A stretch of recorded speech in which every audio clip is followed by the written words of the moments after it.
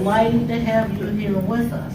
Our mission to continuously improve business opportunities for African American business owners and professionals and all small business owners is exhibited here today with our presentation that we'll receive from the president of California University.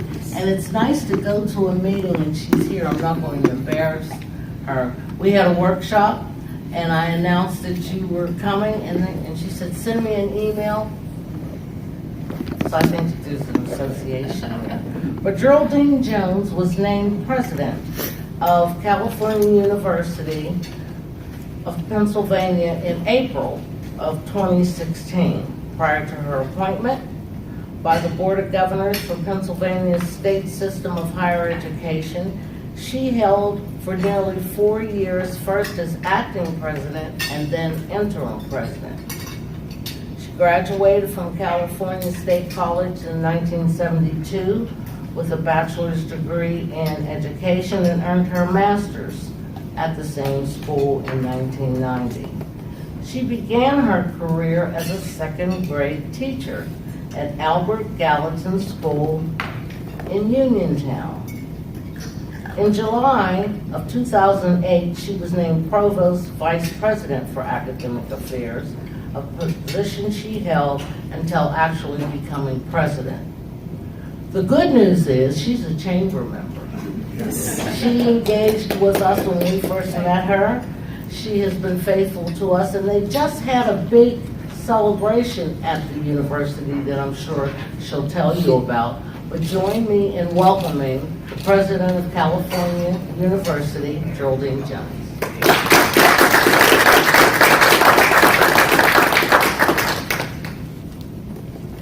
And thank you, Doris, and good morning, everyone. Good morning. And it is certainly a pleasure to be here this morning, and I appreciate the chance to talk about higher education and, of course, California University of Pennsylvania. I've been associated with CalU since the 1970s, as Doris just referenced, and first as a student, then as a faculty member, an administrator, and now as the university president. And California has played a central role in my life, both personally and professionally. And I consider myself not only a proud alumna, but CalU's #1 fan. And I'm sure that most of you are familiar with California University, but in my travels around the region and throughout Pennsylvania, I found there are some misconceptions about CalU. Even members of the business community who are quite familiar with our university tend to underestimate its impact, not only on students' lives, but also on the region's economy.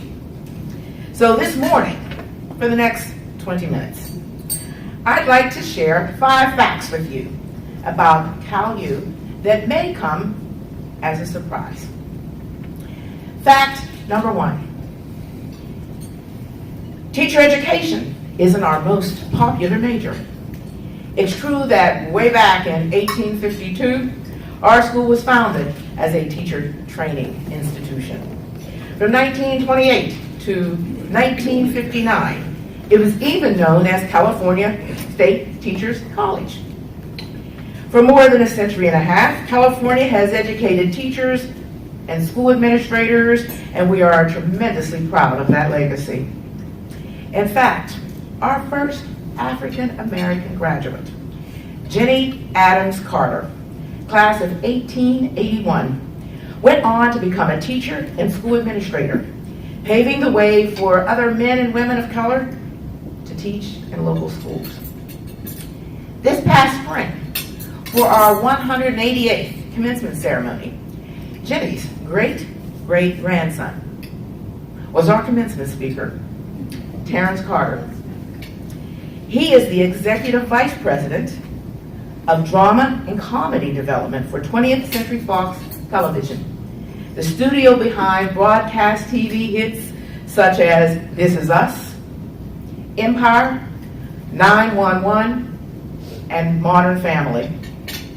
When I go back to campus this afternoon, we are having the Jenny Carter Luncheon. Her day is celebrated each and every year on campus, so that's what I'll be doing today. And we have a wonderful relationship with her great-grandson and his wife, who return from DC each year for this event. Except last year they moved to Hawaii, so they don't get back as often now. They retired and they moved to Hawaii. California's education program has been nationally accredited since 1954. And you would be hard-pressed to find any school district anywhere in Pennsylvania that does not have a CalU graduate on its staff. Our alumni are making a difference in preschool, elementary, and high school classrooms throughout the state, often in schools where the principal or district school superintendent holds a master's degree or a credential awarded by CalU.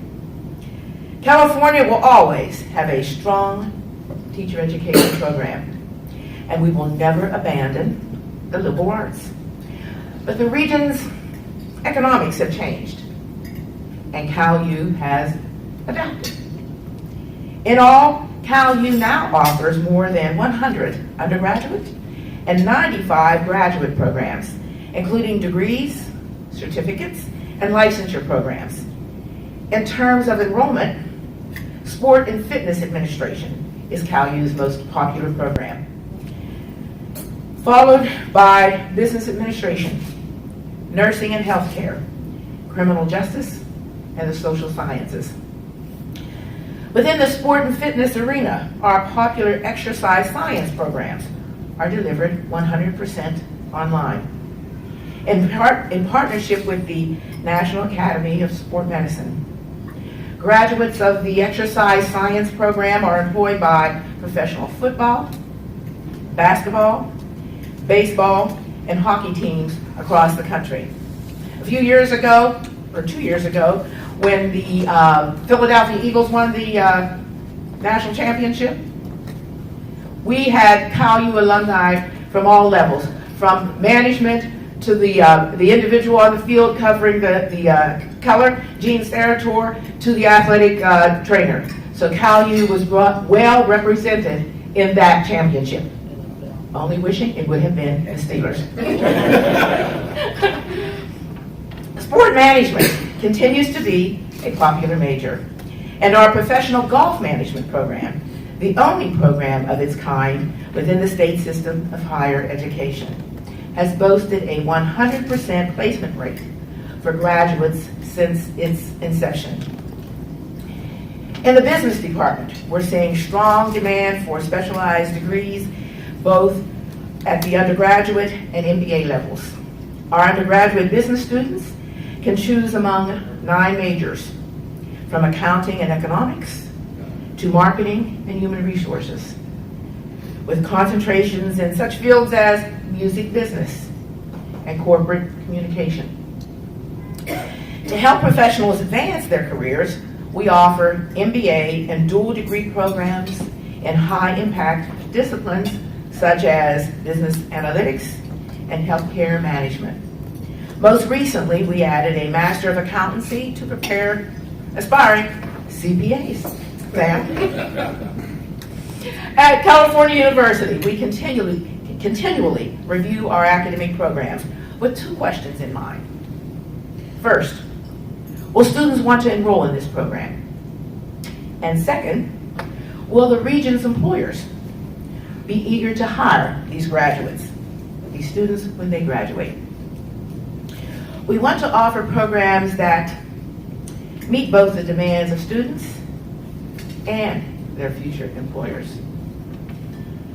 For more than 40 years, our university has acknowledged a special mission in science and technology, areas that present exciting opportunities for academic growth. In recent years, we introduced programs in emerging fields such as drone technology, big data analysis. Through an agreement with LECOM, the Lake Erie College of Osteopathic Medicine, our students have seats waiting for them for medical school if they excel at CalU. And this fall, we are launching both a 2-year and a 4-year degree program in veterinary technology, one of the fastest growing occupations in the country. While California University will never abandon its past, we are looking for new ways to prepare our students for the future. Fact number 2. All public universities are not the same. California University is one of 14 state-owned universities that comprise Pennsylvania's state system of higher education. We have much in common with our 14 sister institutions, but California University has its own distinct identity. In many ways, CalU's character reflects the location here in southwestern Pennsylvania. While CalU welcomes students from all 50 states, 3 U.S. territories, and about 30 countries, the majority of our students come from Washington, Allegheny counties, and other nearby counties. And like the people of the region, a CalU education is practical. No matter what our students choose to study, they have plenty of opportunities for applied, active learning. At California, we take pride in seeing our students put their classroom learning into practice, often in ways that benefit our neighbors. For example, the university's counseling and social work programs recently received a $1.3 million grant and a $1.9 million federal grant that will help graduate students apply their skills to combat opioid use and addiction. Our biology and geology students monitor water quality in local streams. Engineering technology students tackle real-world problems side by side with local businesses. And the list goes on. We want our students to fulfill their personal potential. So we give them the tools and teaching they need to rise up and achieve. Once our students have a solid academic background, we offer real-world opportunities to gain practical, hands-on experience. They build skills, but more importantly, they see themselves as capable, confident problem solvers who can make a real difference in the world. Academic support is another area where California stands apart. We are invested in helping every CalU student succeed, and our Office for Student Success sets the standard. We all need a hand sometimes, so CalU offers programs that help students with academic skills, time management, and test anxiety. The entire spectrum of issues that might help students do their best. As a result, CalU has built a well-deserved reputation for helping students stay in school until they graduate. And that's important because college dropouts face a double burden. Most have student loans to repay, but if they lack the career advantage that comes along with a college degree, that creates issues for them. At CalU, we work closely with students to remove obstacles that stand in the way of their completion. Our unique CalU program is the 4-year graduation plan. We know that students who take 5 years or longer to graduate with their degree pay more in tuition, and they miss out on money they would have earned had they graduated on schedule and joined the workforce.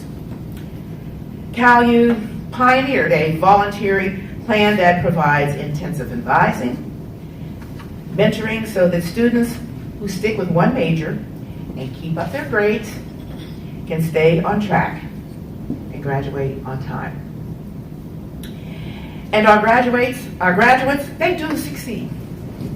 A recent survey of alumni from the class of 2018 shows that 96% of either those who are employed, they are either employed or they are furthering their education.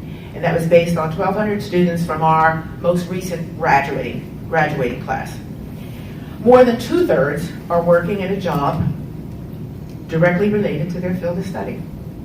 In other words, our students are using their CalU education to build rewarding careers and purposeful lives.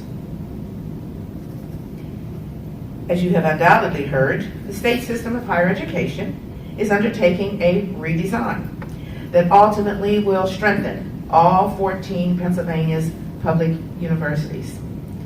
In his remarks, the Chancellor has encouraged greater collaboration and a students first approach. It's too soon to say what those changes will be and what lies ahead, but I am confident that CalU will retain its campus identity. Our school reflects the tough, resilient character of our region, even as we continue to adapt and evolve.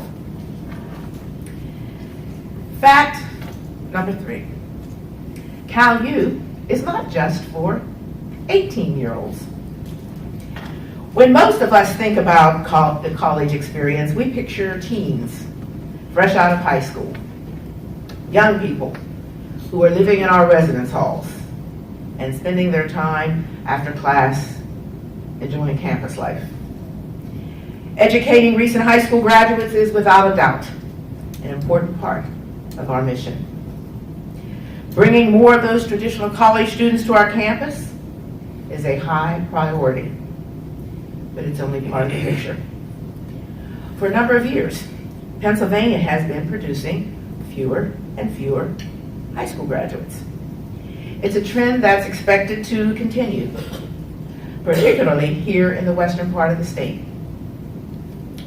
So California has looked beyond the traditional 18-year-old student. Currently, about 23% of our students are adults, often with full-time jobs and family responsibilities. In fact, CalU has the highest percentage of adult learners among all of the state system schools.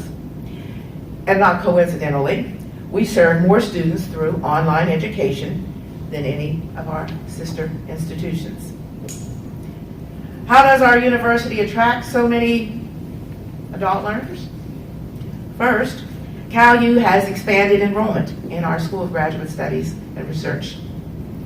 We now have 3 doctoral programs in exercise science, criminal justice, and educational leadership. So CalU students can earn a terminal degree in these critical disciplines. We also offer master's degree programs in high demand fields, including Arabic, cybersecurity, and nursing administration. Dual degree programs focus on emerging specialties such as business analytics, healthcare management, and nursing education. And we've increased the number of graduate level certificates, short-term programs designed for working professionals who want to get ahead in their careers. Many of these programs are delivered 100% online, the mode of choice for busy adults who want to continue their education without stepping away from their jobs. A second target group of non-traditional students are the 1.2 million Pennsylvanians who have earned some college credit but never finished their degree. California is reaching out to those potential students through Re-Up, a program that identifies students who put their college education on pause. Re-Up helps these students map out the most efficient route to a college degree, and it provides support as they complete their studies. Again, our robust inventory of online programs gives CalU an advantage. Returning students can earn a degree while continuing to meet work and family obligations.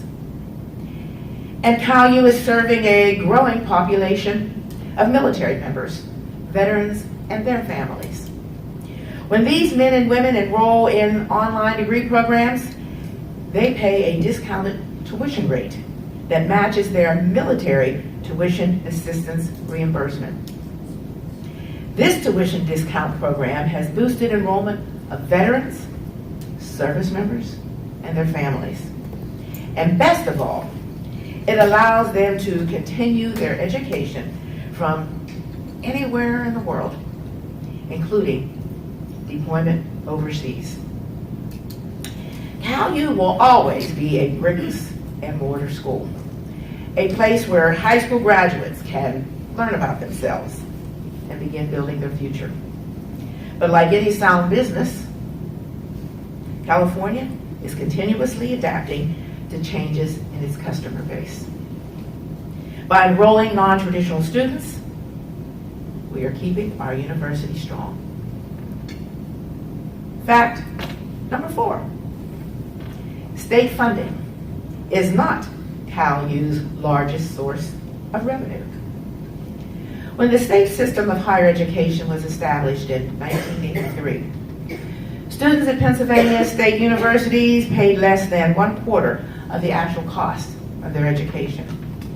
The remainder of the university's budget was covered by state appropriations. In essence, Pennsylvania's taxpayers believed in the value of higher education and helped to pay the bill. Today, those figures have reversed. Cuts in state funding mean that students shoulder much higher tuition costs. More than 70% of the university's budget relies on student tuition and fees. As a state-owned university, California is still among the most affordable choices for a student seeking a 4-year degree. But we know that many students struggle to finance their college education. California is doing all it can to help its students.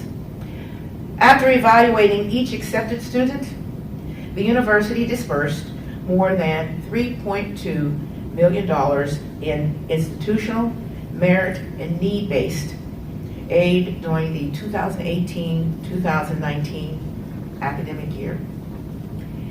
And we are among the preferred college partners taking part in Pittsburgh Promise, because we believe that a college education should be accessible and affordable for qualified students from every community. By taking a thoughtful approach to awarding scholarships, California has been able to attract greater numbers of academically capable students. And by containing student cost, we expect to retain more of these students through graduation. In addition, we are always seeking individual and corporate donors who can support endowed scholarships and fund initiatives that both attract and benefit our students. We know that students on a firm financial footing are more likely to complete their education. And with less student debt, our graduates' prospects are brighter. Finally, fact number 5. CalU does have a significant impact on the economy. With about 800 employees, California University is one of the largest employers in Washington County. About 43% of university employees live within 10 miles of campus.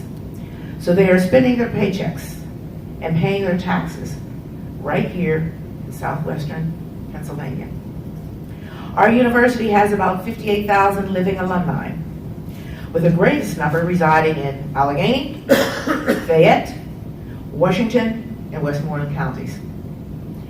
Include the roughly 5,000 students who attend classes on our campus, and you can see how the local spending starts to add up.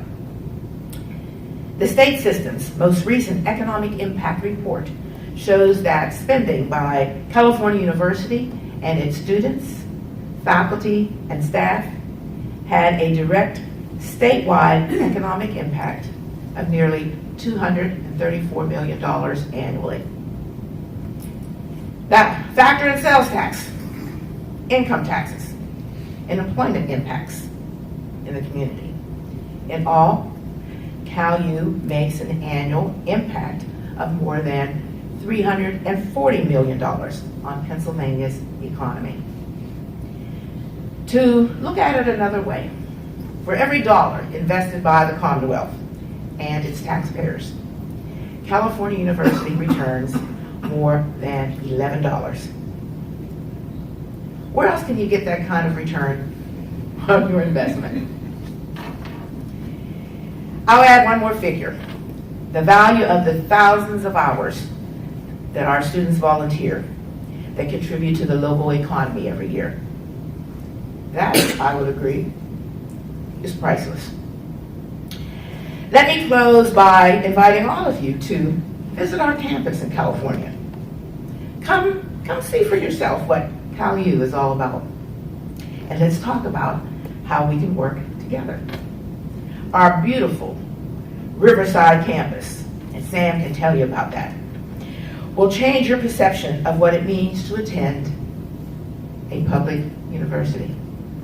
Our Convocation Center has made CalU a center for culture, sports, entertainment, and business gatherings. Most importantly, our academic programs are changing thousands of lives, building our workforce, and fueling the region's economy. I'd love to have you stop by. Thank you for listening, and I hope to see you all soon. Thank you. Thank you. That was a lot. That was a lot. Any questions? I think many of us know about CalU, but we don't know. But we know now. Thank you. So I thank you for being here with us today. Thank you so much. Very much. Okay. Yeah.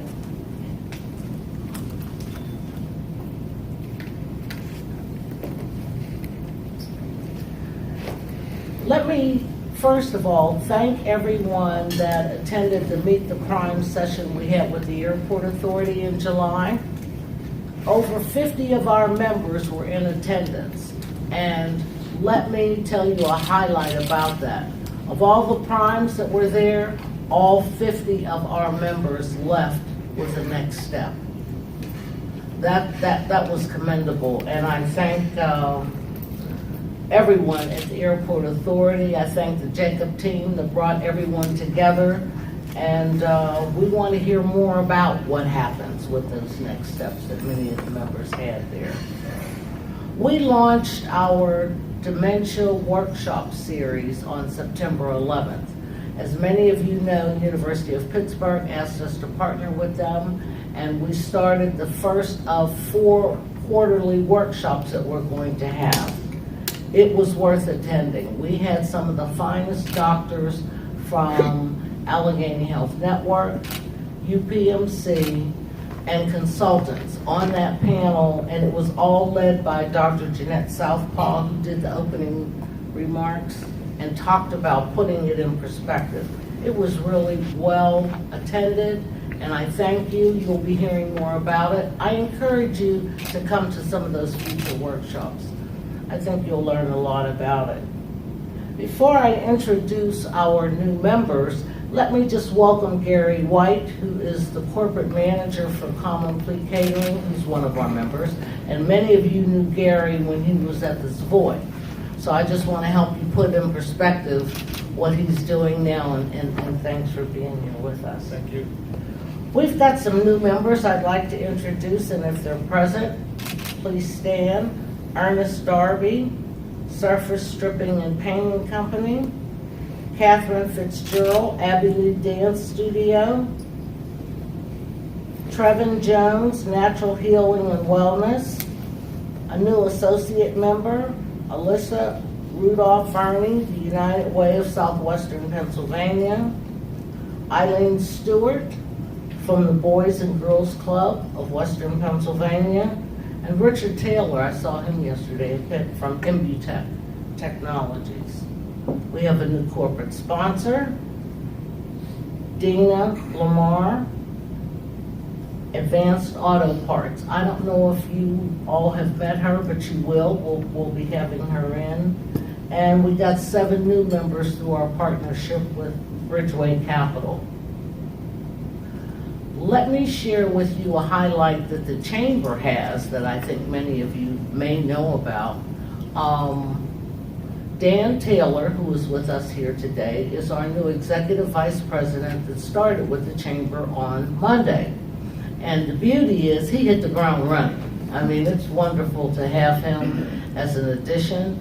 Many of you knew him when he was the Regional Vice President at PNC. So he retired in June, and here we are in September, and he's with us. And Dan, I just want to publicly thank you, and we welcome you on our team.